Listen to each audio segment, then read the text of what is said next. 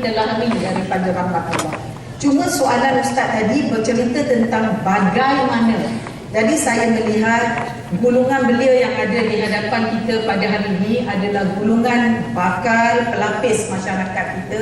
Ada banyak perkara yang kita boleh lakukan dan saya mengharapkan kita boleh bekerjasama memikirkan cara yang berkesan, bukan cara saja tapi cara yang berkesan untuk sampai kepada beliau, terutama beliau sekarang merupakan golongan yang suka kepada media sosial. Jadi kita boleh menggunakan media sosial untuk sampai kepada mereka. Terima kasih kepada Rob di atas pendapatan dan juga pandangan yang diberikan sebentar tadi. Kita sedia maklum bahawa Islam ini merupakan agama yang bermesejkan kesejahteraan. Tidak ada mana-mana peraturan Allah Subhanahu Wa Taala yang menekan atau menindas manusia. Begitu juga tidak ada mana-mana larangan Allah Subhanahu Wa Taala yang mustahil untuk manusia jauhi ataupun untuk tidak lakukan. Kita beralih kepada panel kita yang ketiga, Prof. Dr. Fakhruddin. Ramai warga UTP sedang tunggu ni nak lihat pada pemain tempatan yang bermain. Jadikan debar lagi, Prof. Kalau kita lihat daripada sudut yang boleh kita kongsikan dengan generasi muda, apakah sumbangan yang mereka boleh berikan dari sudut teknik dan strategi berdakwah agar generasi masa hadapan juga turut akan mendapat seperti mana apa yang kita kecapi pada masa kini? Silakan. Assalamualaikum warahmatullahi taala wabarakatuh. Alhamdulillahirabbil alamin wassalatu wassalamu ala Rasulillah wa ala alihi wasallam. Sidang hadirin hadirat yang dirahmati juga para penonton, apabila kita mengimbau tentang persoalan bahawa Islam ini membawa kesejahteraan, teringat saya tentang suatu kisah yang diceritakan dalam At-Tarikh Tabari tentang perbualan Rubi'i bin Amir dengan Jeneral Rastam, Jeneral Parsi, yang mana Rubi'i ini dia bila berdialog, dia kata, bila ditanya oleh Jeneral Rastam, kamu ni datang untuk apa? Lalu Rubi'i mengatakan, Allah mengutus kami untuk memerdekakan manusia dari mengabdikan diri sesama manusia kepada mengabdikan diri kepada Allah yang Esa, Allah yang satu, daripada kesempitan dunia kepada keluasan akhirat, daripada kezaliman agama-agama kepada keadilan Islam. Bila kita melihat dialog ini secara lebih khusus, maka di situ kita akan dapati bahawa Islam ni mengajar agar kita ni tidak mudah terkungkung dengan dunia materialisme sahaja. Malahan Islam ni membuka peluang untuk menjadi suatu ummah yang pandai menentukan keutamaan, yang mana yang penting, mana yang utama. Bila diberi pilihan antara nak pilih urusan-urusan sabit dengan ukhrawi akhirat dengan urusan sempit dunia, mana satu kita nak pilih? Dalam waktu sama, kita harusnya melihat dialognya akan menjadikan kita lebih inovatif, tidak mudah putus asa untuk mencari jalan keluar bagi setiap masalah yang dihadapi. Pokok pangkalnya, ianya memberi impak pada kita bahawa bila mana kita yakin pada Islam, jalan keluar dari segala masalah, itulah yang akan menjadikan kita sejahtera. Dan bersabit tentang persoalan tentang bagaimana persediaan dalam dunia kata arena dakwah ini, setiap dari kita umat Islam tanpa kecuali perlu berdakwah, membuat perkara ma'ruf dan mencegah yang munkar. Namun di situ dalam sirah Nabi SAW ada 3 asas atau 3 elemen penting dalam usaha kita menjalankan dakwah supaya proses perubahan kepada masyarakat dan ummah berlaku. Pertamanya, hendaklah kita yakini kemuliaan risalah yang dibawa oleh Rasulullah SAW. Keduanya, hendaklah kita rasa bangga, ada perasaan izzah kerana kita mengikut dan menganut agama Islam. Dan yang ketiganya, adanya di situ perasaan mengharap bantuan Allah Ta'ala dan bukan semata-matanya bergantung pada manusia. Mudah-mudahan dengan penjelasan awal ini akan menjelaskan lagi konteks Islam dan kesejahteraan. Wallahu a'lam. Terima kasih kepada Prof di atas dapatan yang diberikan tadi. 3 perkataan, 3 kata kunci: kemuliaan dan kebanggaan, dan juga mengharapkan bantuan daripada Allah Subhanahu wa taala. Kita akan terus berbicara lanjut dalam forum perdana ehwal Islam. Sebelum itu, kita akan berehat sebentar dan akan kembali semula selepas ini.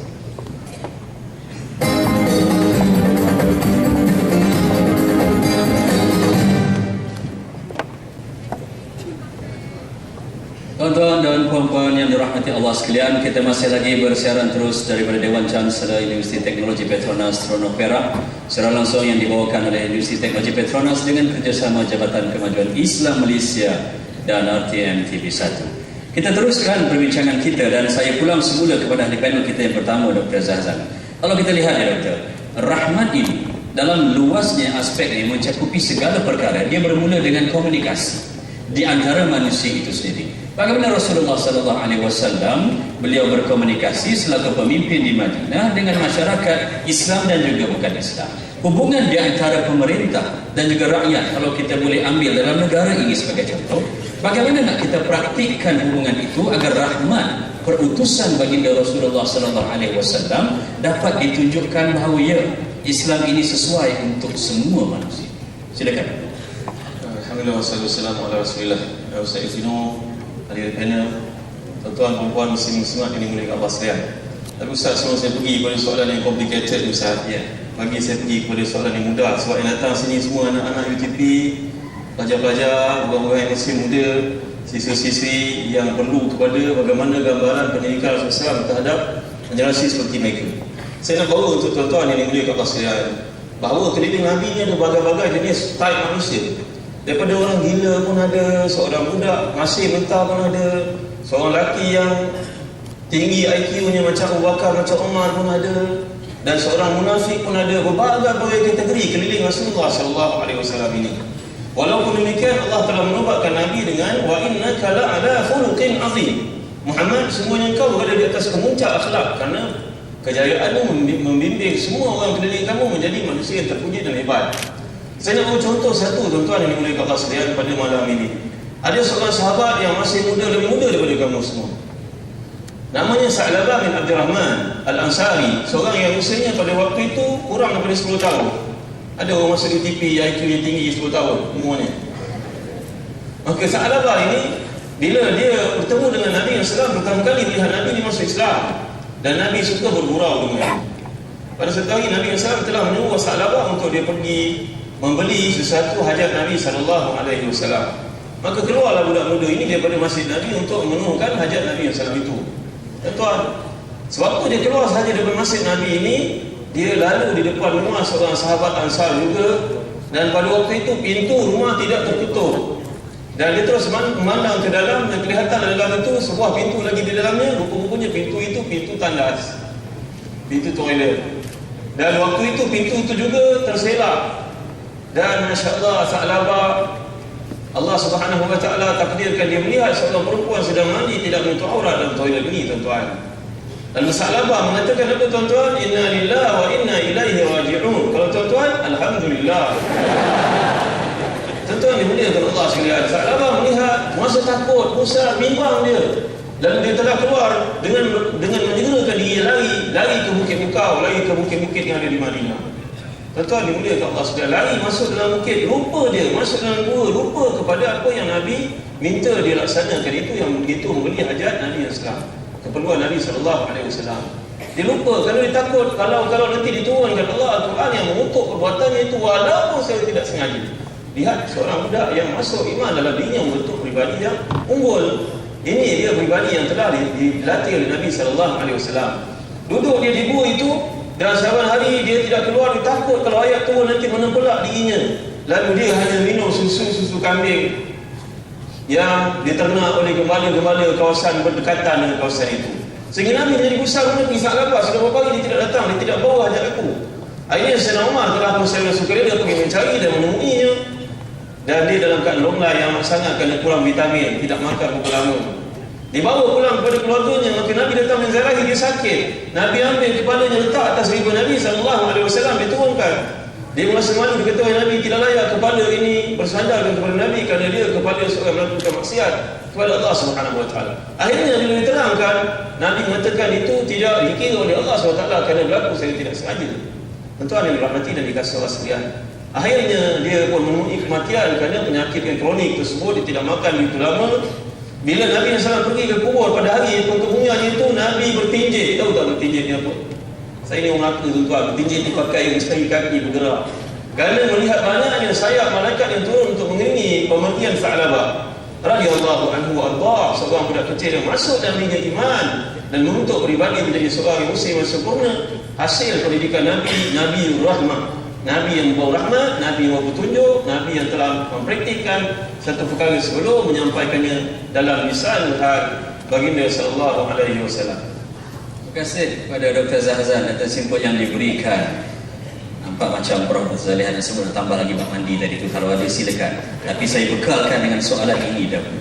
Kita inginkan agar Islam ini dapat mengundang seramai dan sebanyak mungkin penyumbang-penyumbang.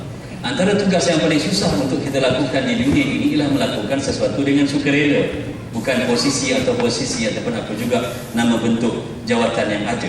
Lalu dalam keadaan yang sebegini kan, bagaimana mungkin untuk kita gerakkan masyarakat kita atau masyarakat Muslim kita lebih khusus lagi di Malaysia ini agar mereka lebih peka, mereka lebih berketerampilan dan mereka berhak untuk dapat gelaran, mereka lah yang mewakili agama mereka. Silakan. Terima kasih Ustaz. Tadi Dr. Fakhruddin ada membawa kisah dari Parsi. Saya nak bawa kisah dari Turki. Kisah yang mandi tadi ya? Mana tu cerita? Bukan mandi. Ini cerita General Rustam dari Parsi. Saya nak bawa kisah Jalaluddin Ar-Rumi. Beliau menulis di dalam kitabnya tentang analogi tentang hati. Kisahnya ialah bermula pelukis daripada negara China telah mencabar pelukis daripada negara Greek. Sebab pelukis daripada negara China dia merasakan dia pandai melukis. Jadi dia pun bertemu dengan Raja Greek dan berkata, saya mahu mencabar pelukis daripada negara ini untuk membuat lukisan dan tengok lukisan siapa yang paling cantik. Maka raja itu pun menyediakan dua tempat, macam inilah lebih kurang agaknya. Satu untuk pelukis dari negara China, satu pelukis daripada negara Greek, diletakkan bertentangan antara satu sama lain di dalam istana tersebut dan ditutup dengan sehelai kain. Kemudian masing-masing diberi satu kanvas untuk melukis. Jadi pelukis daripada China setiap hari meminta berus dan warna. Setiap hari macam-macam warna yang disediakan. Dan dia pun mula melukis. Tetapi pelukis dari Greek tak minta satu warna pun, tapi masih lagi berusaha membuat sesuatu. Dan apakah sesuatu itu? Sehinggalah beberapa hari kemudiannya lukisan pun telah selesai, maka gong pun dibunyikan. Macam balik cerita tiram-tiram, gong. Kemudian dibukalah kain yang menutup kedua-dua pelukis tersebut. Pertama, orang melihat lukisan daripada pelukis daripada negara China itu terlalu cantik dan terlalu banyak warna sehingga sesiapa saja yang melihat merasa kagum. Kemudian dibuka pula tirai pelukis daripada Greek. Sebab dia tak minta apa-apa lukisan, rupa-rupanya apa yang dilakukan selama ini adalah mengikis dinding tersebut sehingga dia cantik seperti cermin. Apa yang dia lakukan ialah dia menunggu matahari terbit, kemudian matahari itu memancar kepada lukisan daripada pelukis dari China itu, dipantulkan kepada cermin itu dan lukisan itu menjadi lebih cantik lagi daripada lukisan asal kerana pantulan cermin. Jadi pengajaran yang diberikan oleh Jalaluddin Ar-Rumi adalah untuk kita jadi cantik dan indah, hati mesti bersih. Sehingga dibersihkan setiap hari sehingga dia menjadi cermin Dan keindahan itu bukan saja keindahan hati itu, tetapi pantulan daripada keindahan-keindahan yang dibawa oleh orang.